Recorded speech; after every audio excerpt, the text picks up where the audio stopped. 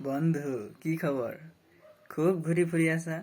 আজি পাৰ্কত, কালি ৰেষ্টুৰেণ্টত, হা? আৰু কোন আছে লগত? গাৰ্লফ্ৰেণ্ড। ভাই, তোমাৰ লগততো পইচা নাছিলে ইমান ঘূৰিবলৈ, ইমান ফুৰিবলৈ, এনজয় কৰিবলৈ। খৰচ কৰ পৰা পাই আছা? খুব এনজয় কৰি আছা লাইফটো। ষ্টেটাছ কিন্তু ফালি দিছা। ফেচবুক, হোৱাটছএপ, ইনষ্টাগ্ৰাম পুৰা ফুল এনজয়মেণ্ট বুলি। পইচা নথকা, খৰচ নথকা মানুহ কিন্তু মানিছো দেই।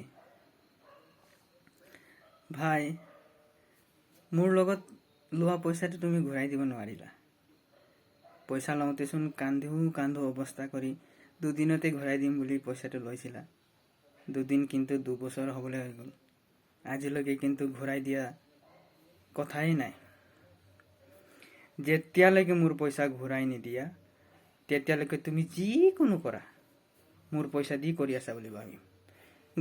ঘূৰি থাকা, ফুৰি থাকা, এনজয় কৰি থাকা, গাৰ্লফ্ৰেণ্ড লগত যোৱা, চিনেমা চাবলৈ যোৱা, ৰেষ্টুৰেণ্ট যোৱা, য'ত যোৱা, যিমান ডাঙৰ এচিভমেণ্টে কৰা, মই কিন্তু মনৰ পৰা মোৰ পইচা দিয়ে কৰি আছা বুলি ভাবিম। পইচা ঘূৰাই দিয়া কথাটো নাই, ফোন কৰিবলৈ, ৰিচিভো কৰিবলৈ সময় নাই। ভুলতো যদি ৰাস্তাত তোমাক লগ পাওঁ, মই পইচা বিচৰা আগতে 10টা কাহিনী কৈ দিয়া। ইমান যে দুখ তোমাৰ জীৱনত। বন্ধু, মানিছো কিন্তু